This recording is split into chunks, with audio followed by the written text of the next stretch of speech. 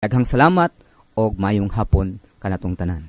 Okay, salamat sa bago lamang na human nga mamumulong si Emmanuel Cabigon sa Assembly of Yaba.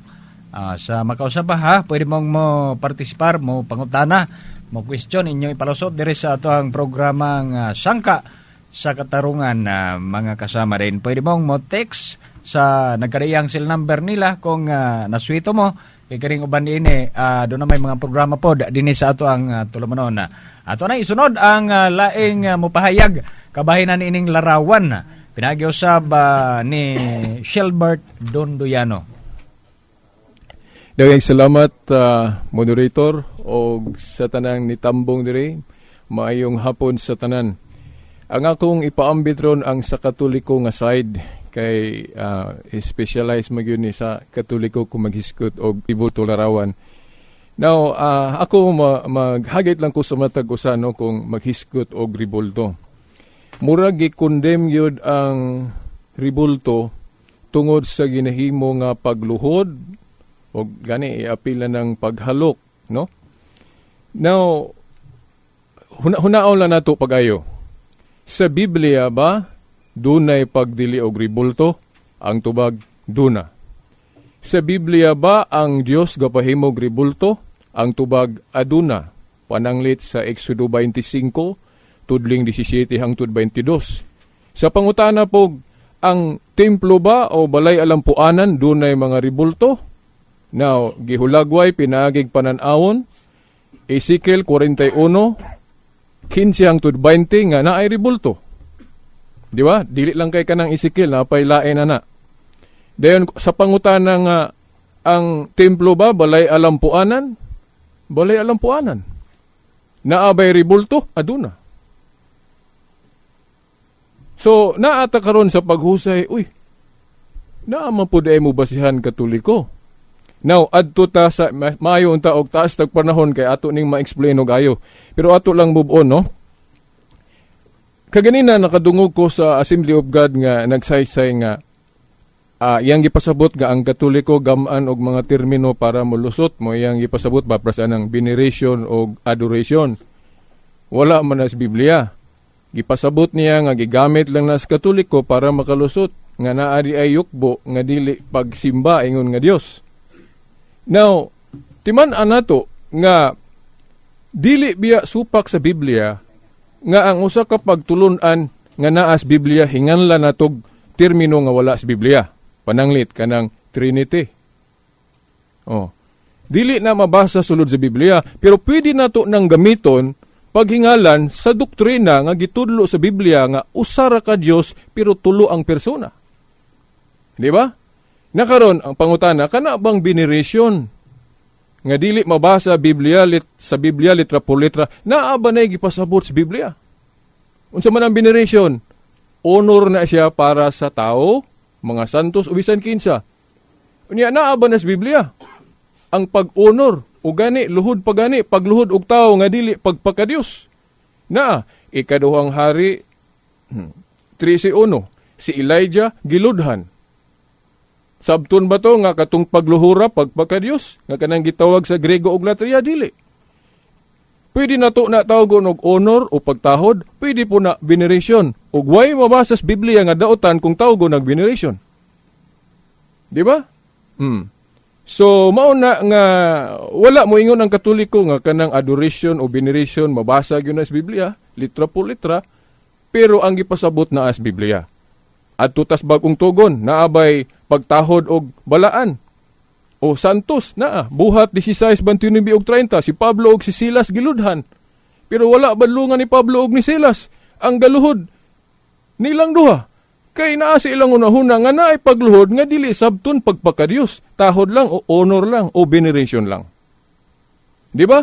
Lahip butong sa kaso sa ni Cornelio nga gibadlong siyang Pedro kay ang background god exegesis nga Katoliko ana ang Book of Acts dunay mga tao diha nga nagtuo nga uy mga apostoles nagmilagro man mga Diyo siguro ning nanaaw gikas langit. So naa sila hunahuna nga sayop mahitungod sa mga apostoles og probably mao na hunahuna ni Pedro nga sanglit pod si Cornelio ni atong higayuna wala pa man matudluig yun sa tibok barugan ng Kristiyano ang iyang nahibaw-an katuramang karaan mao nang pagtuo ni Pedro nga kadtong yukbo o pagsimba ni Cornelio pagpakadiyos. Mao nang gibadlong siya ni Pedro. Pero wala na magpasabot nga walay luhod o pagyukbo nga alang nila nga kanang gitawag nato og veneration o dulia o honor. Bahala na basta tahod. Kadtong buhat 16, 29 og 30 mo to example. Nga si Pablo og Silas giludhan pero wala badlongan ni Pablo og Silas ang miluhod nilang duha kay naa silang unahuna nga naay pagyukbo nga tahod lang nga dili pagpakadiyos. Di ba? Oh, na karon muingon ta nga daghan man ni. Katong Hosea 6 ganina na sa akong higala sa Yahweh, niingon siya nga wala ko no toy larawan tong sudlanan sa kasabutan nga giyukbuan ni Josue. Ado na pa 34 sekundos. Okay. Now, wa na ko'y panahon nga mo explain og ayo ani, wala giingon nga walay ribulto.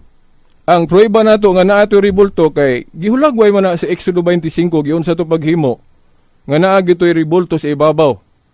Di ba? Duha ka ribulto mo to itsura sa sudlanan sa kasabutan ay ribulto sa kiruben duha masig ka kilid. Di ba? Oh, dayon mayon siya nga gibadlong man tong pagyukbo ni Josue. Now, kay lumaon siya hinungdan, nganong gibadlong si Josue atong higayuna, tungod ba sa ribulto, sa ibabaw sa sudlanan, dili oy. No? Ngano man, kay kinaiya na gito sa mga Israelitas, nga ilan ang iposisyon pagali na nila, panahon ni David. Oh, then magyukbo sila, para sa anong templo, naaman ni ribulto, kung magsimba sila. Okay, daghang salamat, Shilbert, sa Catholic Faith Defender. Pwede po mong pangutana, no, sa usag-usa ninyo. Okay, ato apong gihulat og nay mag-text karon na. Kay na may gi-text ka ganiha para po ni sa grupong Catholic Faith Defender ngano kunong kanang mabasa ko sa Biblia nga dili man gyud ipasimba ang ribulto mao gani nga namalhin ko sila sa laing grupo.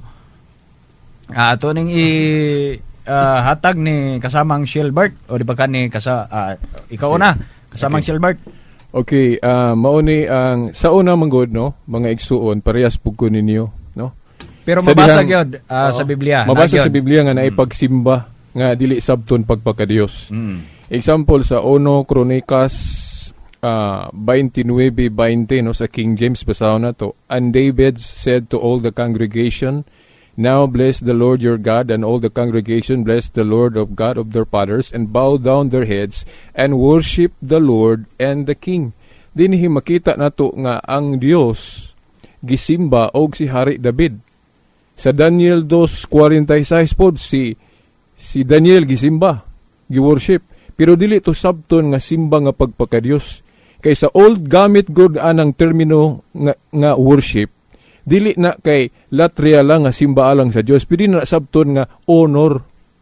Bisan mo mag-research mo sa Old English, kanang worship pwede na gamiton sa pag-ingon kanang your honor ka. Your worship. So bot pasabot kanang worship dili na sa tanang higayon nga sabton lang nga simba ingon nga Dios. No? Di ba? So diri iprueba man sa 1 Chronicles chapter 29 verse 20 nga si Hari David gisimba. Sabton ba ni nga si David ri gisimba ingon nga Dios? No. Sa exegesis nga Katoliko ani ipaubos nato ang sa tao. Kay kung atong itupong sa Dios, idolatry naman ang labas. So mao na ang tubag, no? Kay sa meaning good sa worship ron lahi naman simba raman ingon nga Dios. Sa bag-ong gamit sa pulong worship sa Dios lang na. Pero sa old nga gamit anang pulong English pwede na tahod, veneration. Puri ba anak kining Biblia ang gikutlo nako hubad Protestante na King James. Nga ang worship wala magpasabot og simba ingon nga Dios, tahod lang. Ngadto ni Daniel sa dihang gisimba siya. Daniel 2:46. So mao na ang tubag. Okay, daghang salamat sa inyong mga tubag ha. Pwede po gyapon mong mo pangutana. Napakay mga pangutana. Si kasamang Mitchell, pwede mangutana. Kinsay mong pangutanon? Si Brother Britas. Sige. Ang akong pangutana, sumala sa Biblia ba? Asa man gud nato mabasa nga naagyoy specific na pagtulon gipahayag ang Dios nga pasimbaho gitugutan ta pagsimba og dili Dios or dili magbubuhat or mga binuhat. Okay, for example, sa Isaiah 37, tudling 14-16, gaampo si Ezekias, gipasabot nga nagatubang siya gribulto sa anghel. Katupong sa Josue 76, miyukbo si Josue atubangan sa sudanan sa kasabutan, nga sa ibabaw dunay ribulto sa keruben. Pero wala siya magtuo nga katong ribulto sa keruben mao to'y Dios. Nagsimbolo lang to sa presensya sa Dios. Ang sunod na kong pangutana mauni. Sa ato pa, ang gigamit ni mong Isaiah 35. Okay. 14 ngadtos 16. Dayon, usa ganito nga bersikulo so? Isaiah 37, 14-16. 14-16. Okay. Ang inyong doktrina sa pagtulon ang Katoliko sa San Antonio de Padua nga nobinahan, pahina 5, nga katungdanan sa tibuok Iglesia Katolika ang pagsimba sa linilok nga larawan ni Senyor San Antonio. Mao na ba na katumba sa mga bersikulo? Okay, pero atong i-explain, no? Sa old gamit nga simba na, dili na sabton simba ingon nga Dios, kundi veneration na or tahod.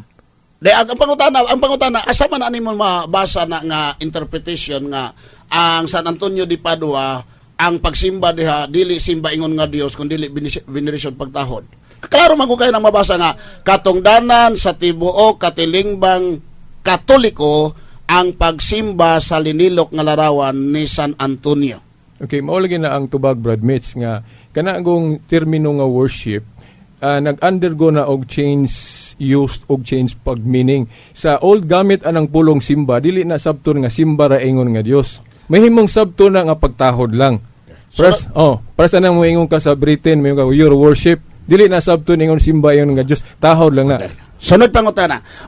Okay, katapusang pangutana. Katapusang pangutana. Sa bot ba nato ipasabot nga si Apostol Pedro ug ang manulunda wa gyud nakasabot sa inyong nasabtan nga naaman di ay terminong simba nga dili di ay pagsabot nga ingon nga Dios kay samtang ang manulunda ni ingon man gyud kang Juan ayaw kog simbaha kay ang Dios lamay ang ayan hatagan sa pagsimba. Si Kristo usab nag-ingon siya ang Dios lamang ang simbahon ug alagaron. But nimo sabton nga nahimong mas banggiitan pa ang inyong nasabtan kaysa manulunda o kang Apostol Pedro?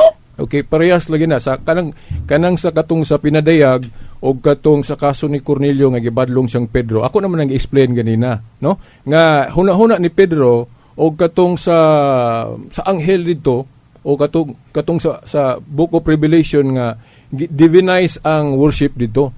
So kung imo kong simbahon ingon nga Dios nang binuhat lang, idolatry na. So doon nagipagbadlong. Pero wa na magpasabot nga walay simba o yukbo nga tahod lang. Example, buhat 16, 29 og 30 nga si Pablo og Silas giludhan pero wala badlungan ni Pablo og ni Silas kadtong miluhod kay nasabot ni Pablo og Silas tahod ra to. Kay kung pagpaka-Dios pa to kinahanglan gyud badlungan ni Pablo og Silas. Kay idolatry mo na kung simbahon nimo ingon nga Dios ng tao. Mo na ang tubag, bro. Okay, daghang salamat Mitchell Bindilio sa SDA Gurmana, si Shelbert Donduyano sa SDA Gurmana, tanang ning partisipar sa nagkailaing grupo piragyaw saba sa kining tema nila nga larawan. Salamat kaninyong tanan ha. Gurman sa mga suki natong nagpaminaw karon na ni salig pod sa programang Sangka sa Katarungan. Hangtod na lang pod sa sunod higayon sa samang taknag samang istasyon inyong nakauban sa ngalan ni kasamang Nicolay si Danny Luod, Tatak RMN. 60 mga istasyon ng radyo nationwide. Mahigit sa 1,000 mga news anchors, commentators at DJs nationwide. Mahigit sa 5,000 mga reporters at correspondents nationwide. Buong araw na naglilingkod nationwide. Balita at komentaryong dapat niyong malaman. Serbisyo publikong may aksyon agad. RMN. Radyo mo nationwide. Ang numero 1 news and public service network sa buong Pilipinas. Kasama mo sa pagdiriwang at iba't ibang kaganapan.